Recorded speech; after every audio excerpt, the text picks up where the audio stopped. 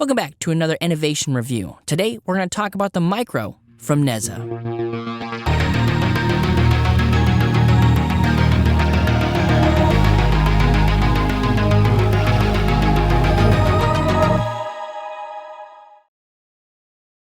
First, let's talk about the looks. The Neza Micro has this mostly tubular shape to it, and since we have that seat post tube battery, we lose a lot of the mass that having a traditional battery pack would bring us. So from a looks perspective, it comes off as being this very light and nimble e-bike. Unlike the HTR, this is a foldable bike, so we have a couple of folding options. We can fold down that front stem. We can also fold it right there in the middle of the down tube. Everything about this bike pretty much screams city, not really anything that would lend me to want to take this off the road. So if you're looking for something that is going to be mainly on the pavement, then this is a bike that kind of fits that city category. All of the components here match really well. We've got this black on the review model that we got, and we've also got the color contrast with the Neza logo kind of popping out in the down tube there. All in all, not too many critiques on the look. If you kind of see the full shot of the bike, you pretty much understand what it's all about.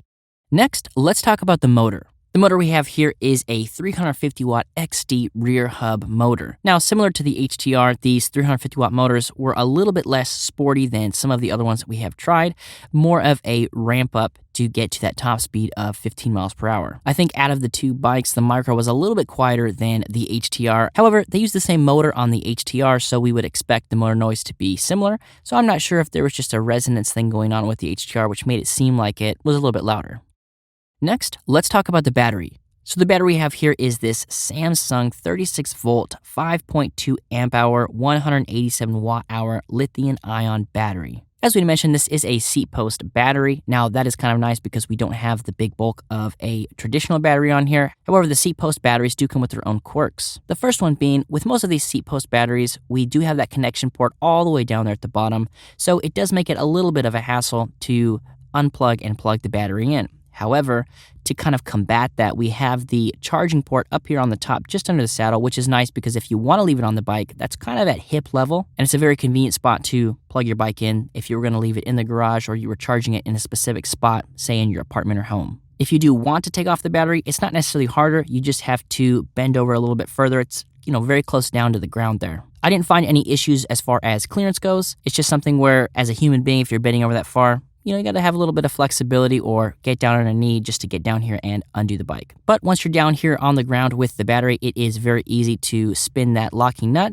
pull it out, and then you can remove the entire seat post to charge the battery in your house if that is more convenient. Like I mentioned earlier, we do have the 5.2 amp-hour version, but they also offer a 7 amp-hour upgrade on the Neza website. These batteries take about 4 hours to get a full charge, and once you do, you get an estimated range between 15 to 20 miles, again, talking about that 5.2 amp-hour battery. Now, these watt hours are a little bit on the lighter side compared to a lot of the e-bikes that we see. However, based on where you're going to be doing this, this isn't a commuter where you're going to be riding this across town and then back carrying a bunch of weight. This is something where, you're going to be scooting around here, scooting around there. I don't see this bike being ridden much further than that without having the option to recharge it. Next, let's talk about the brakes. So the brakes we have here are these jack mechanical calipers, and those are wrapped around those 160 millimeter disc brakes, both on the front and the rear. Now, the hydraulic versus mechanical debate is still going strong in the e-bike community. However, with these bikes, they don't go very fast. They're not very heavy. Having these mechanical disc brakes does the job in pretty much every instance that I experienced while I was riding this bike. The brake handles do have motor cutoff inhibitors, so that means when we pull the levers back here, we are cutting power to the motor. This is just going to make sure we're not fighting anything extra as we're trying to stop this bike and make sure we're braking in the most efficient way possible. Next, let's talk about the gears. So up here on the right-hand side, we have got this 1x7 micro shift trigger shifter, and similar to the HTR or identical to the HTR, these things performed really well. I'm a big fan of these ones. You guys know me. I'm a big fan also of the SIS index shifters. Super easy to use. Now with these trigger shifters, you do have to know how the trigger shifters work. But once you figure that out, you know which one goes up, which one goes down. These things function really well. And that is connected to this Shimano tourney derailleur. Now, we enjoy seeing Shimano when we are looking at these e-bikes because we know we're getting quality and we don't have to Google some brand to figure out if we should trust that or not. So having this Shimano here is awesome. And then we have these 160 millimeter unbranded cranks and some folding plastic pedals. Next, let's talk about the extras. So we have a few extras on this bike. We have got that front light, which is integrated into the battery. An excellent addition, so we don't have to pop off the bike to turn the light on. We can just do all of that from the control panel. We have also got fenders both on the front and in the rear. Now these are metal fenders, and you guys know we are a fan of plastic fenders over here. And that's because with those plastic fenders, if they get nicked by a rock or scrape up against something, they are not going to rust like the metal will. We've also got a rear rack here, and I'm not positive what the weight limit is on here. I'm imagining it's probably a little bit on the lower end. However, based on this bike where you're riding, this is something where you could throw a few groceries, maybe a laptop bag, something like that. You wouldn't want to be lugging around a whole lot of equipment on this bike. And I feel like the rear rack that they chose here kind of reflects that and keeps our weight down. We've also got a rear light. Now the rear light is not integrated into the battery. This is something you're gonna have to turn on yourself. Next, let's talk about the essentials. This is a bike that you really don't have to do anything as far as putting it together. It does have a few of those things already installed. We've got that front reflector up there on the handlebars. We've also got this bell. It also comes with a user manual and the charger. Next, let's talk about the folding. As we mentioned earlier, the Micro does fold in two different spots. We can fold down that stem. We can also fold it right here in the middle of this down tube. And once you got it fully folded, those dimensions are 33 inches by 19 inches by 27 inches. As far as the dimensions go, we are able to save a lot of space with the way this is folded up. There is one thing to keep in mind when you are folding this bike. The way this bike is designed, the C-post battery here is supposed to be the thing that is the post on the ground. Now that's fine for our cables. We've got some channeling here at the bottom, so all of the weight is going to be on this post, not on the cable, which is nice. But if you put this bike in a good riding position, at least where I liked to ride it around, the C-post didn't come down quite enough to be the post, to be where we're putting all this weight. So if you have it in a spot where you like to ride it, if it's similar to mine, then when you put the bike down when it's folded up, you're going to have the chain guard be the thing that is in the ground. Now that's definitely something you're going to want to avoid. We just have this plastic chain guard on this side, so nothing you'd want to be resting the weight of the bike on. So that's just something to keep in mind when you are folding this bike up. Make sure that the seat post is down far enough to support the weight of the bike. Next, let's talk about the suspension. We don't have any traditional front fork or rear suspension on here, so let's talk about the things that do add suspension to the ride. The tires here are a 20x2 Kenda tire. We can adjust our PSI anywhere between 40 to 65 PSI or 2.8 to 4.6 bar. Now, we don't have anything extra like puncture protection or sidewall stripe reflectors. Now, since we're going to be riding this bike primarily in the city, probably around cars, having a little extra reflection is probably a good idea and hopefully something we can see in future models of the bike. The next part of suspension is the butt suspension. We have got this unbranded, medium-ish cushion saddle over here. If this was a bike I was going to be keeping long-term and this was going to be something I rode a few times a week, I would probably look at upgrading this just to find something that fit me a little bit better. Now, with saddles, it's all about how the saddle fits to your seat bones, so this could be a perfect saddle for you. I'm just saying from my perspective, I would probably look at upgrading it, something that fits me a little bit better. Next, let's talk about the controls. So up here on the left-hand side, we have got this grayscale LCD with 3 buttons. This is going to show us a few things. It's going to show us battery, it's going to show us our speed, runtime, the odometer, trip average speed, max speed, volume, and total runtime. Similar to the last video, I still don't know what volume is, so maybe I'll Google it, I don't know. The Micro uses a speed sensor, and we've got 5 levels of pedal assist. Next, let's talk about who this bike might be for. As we have mentioned throughout the review, this is a city bike. So this is something that is going to be on the pavement, it's going to be on the streets, on the sidewalks, paved bike paths, places like that. Not something you would necessarily want to take off-roading, not something you want to take to the mountain, not something you want to take in the mud. This is one of those bikes that's recommended to stay on a very hard-packed surface. Maybe you could get into some well-packed dirt roads. As long as it's flat, you still will get a little bit of traction there with those tires. But for the most part, this is a city bike. Now, as far as the fit, let's talk about some of those geometry measurements. We've got a 14-inch seat tube length, a 17-inch reach, a 22-inch standover height, 17-inch minimum saddle height, 31-inch maximum saddle height, 23-inch width, 39-inch wheelbase, and a 58.5-inch length overall. And as we had mentioned, we were talking about the battery. If you want that proper height for folding, you're going to have to keep that maximum saddle height around 20 inches. Now, the 2 biggest measurements, in my opinion, as far as if a bike will fit you or not, are going to be that 17-inch reach and the 22-inch standover height. The 17-inch reach is very manageable. There's a lot of people that can hit that, but that 22-inch standover height, even though that is more on the smaller side. It's just something to keep in mind that that is the clearance that you'll have to have in order to get on the bike. And that pretty much covers it for the nuts and bolts of the bike. Let's head outside for the ride test. All right, guys, we were out here for the ride test portion on the Neza Micro. So I've got the bike turned on. Let's go ahead and turn the pedal assist off. And let's just go through these gears like a regular old bike. First to second, a little bit rough.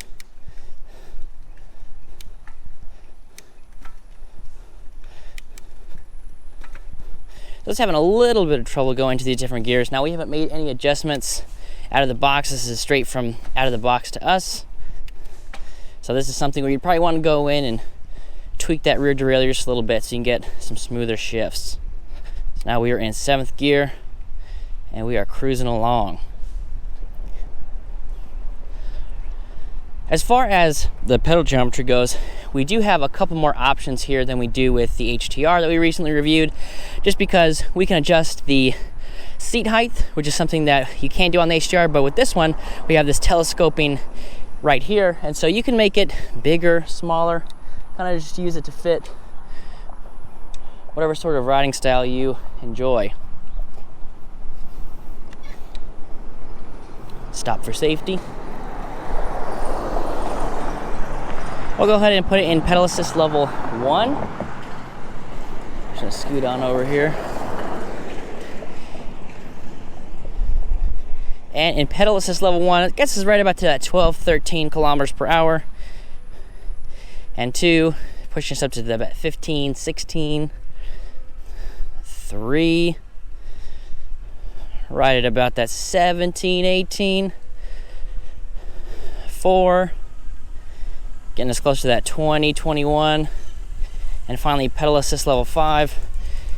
You get a good little boost there in pedal assist level 5 compared to the ramp up from 1 to 4. Now it's gonna get us that 24, 25 kilometers per hour top speed.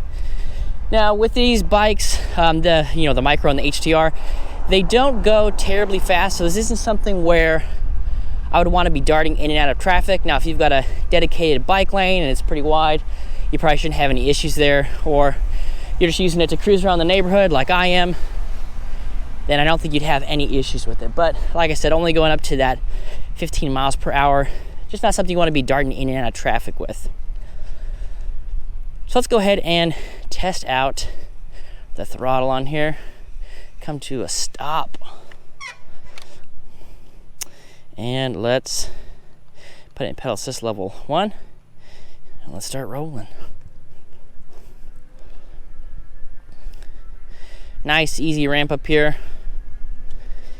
Now we've got it in pedal assist level 1, but this throttle is going to take us all the way up to that almost top speed. And about that 20. Let's see. Pedal assist level 5. So it looks like the power ramp up here in the throttle, it is going to give you the full gambit of the speeds here. However, it's just quite a slow ramp up when we compare it to some of the other bikes. Even with the 350 motors, they usually tend to be a little bit zippier on these small bikes. I mean, the bike itself only weighs 39-ish pounds with the bike and the battery kind of all put in there. So probably would expect it to be a little bit zippier. But again, for what we're using this bike for, cruising around the neighborhoods, not really a big deal. Maybe toting down the boardwalk, something like that. Let's go ahead and do some braking with this bad boy.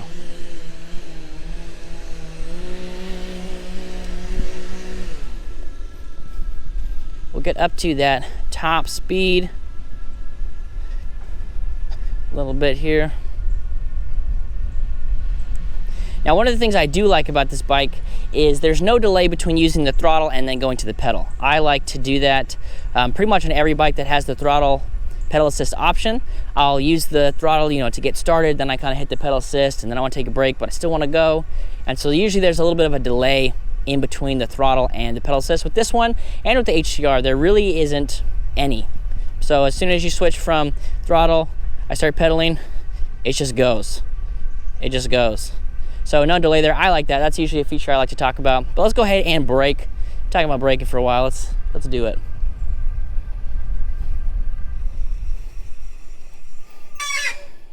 A little bit squeaky there at the end. Nice controlled brake, probably about 10-ish feet or so, hitting that top speed.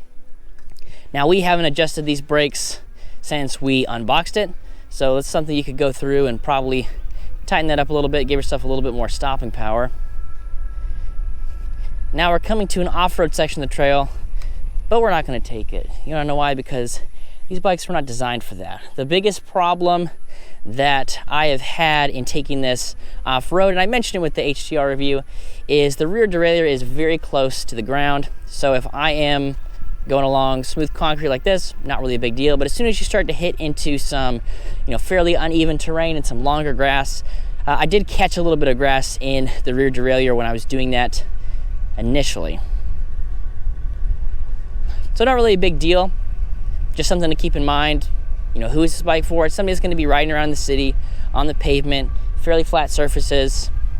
I probably wouldn't want to take this on too many hills. I'm sure it could help you up some slight inclines, but if you're in a place where you're going to be going up and down some pretty steep hills, thinking like upper East Coast or somewhere in the mountains. Excuse me, I'm trying to record a review here. Gosh, people being safe. Can't stand it.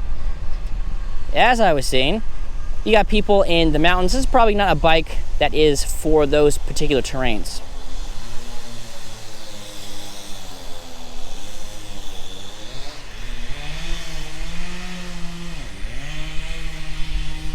So as far as the feel of the ride, it's fairly comfortable, especially for not having any suspension.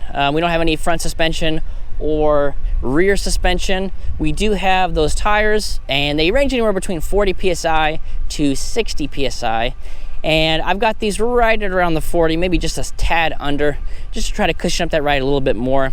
And then we've got these grips here that they're not locking, but they don't twist at all, which is nice.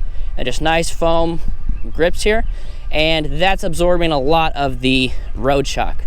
Still got the sprained wrist, if you couldn't tell from the brace there, but this is not something that is very difficult for me to ride. I'm not having a lot of pain doing this. Even if this is my only hand, I'm taking all my weight off of the other hand. Not really absorbing too much energy going through there, which is nice.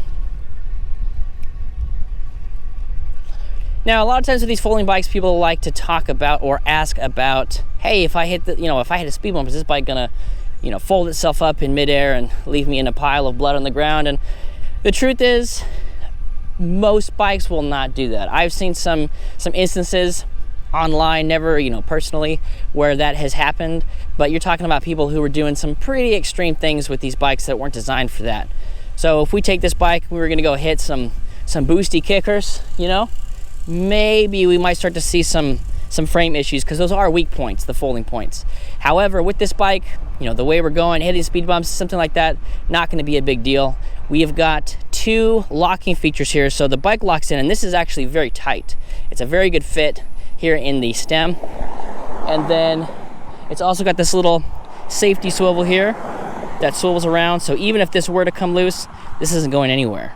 This could probably be tightened up just a smidge. And again, that's something that's easy to do. It's just a little screw right here, just so it can't slide so freely, but even then, that's pretty secure. We've also got the same thing going on down here. This little safety lever right here. So this thing folding itself up in midair, not really something I am too concerned about.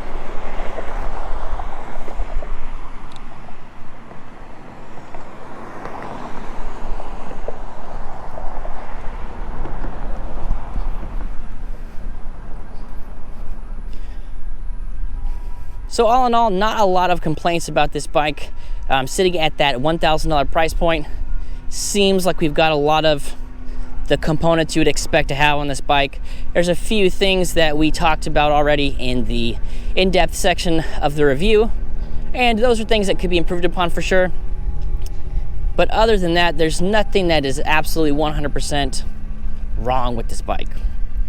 And let's go ahead and pop off just before we wrap it up and test out this walk mode. So the walk mode, similar to the light. So if we want to turn on the light, we'll just hold down this up button. Kabumo, light is on. Light is on. Hello, light. Go ahead and turn that off. So instead of holding our up button to turn the light on, we are going to hold this down button, and that is going to put us into walk mode. And the walk mode is just going to give you a little bit of kick going up to that 4-5 kilometers per hour. And then as soon as we let this go, we're going to get out of walk mode. So not really a big deal. Now, if for some reason this were to get stuck or anything like that, you can't get the walk mode to turn off, you always have the option to hit these brakes, because we've got these motor inhibitors that are going to turn off the power to the motor when we're using the brakes. And that's going to do it for our review of the Micro from Neza. If you want to know more about Neza, I'll have a link down to their website below. And if you guys have any questions or there wasn't something I covered in the review, please let me know down below. I love talking to you guys, and we'll catch you on the next one.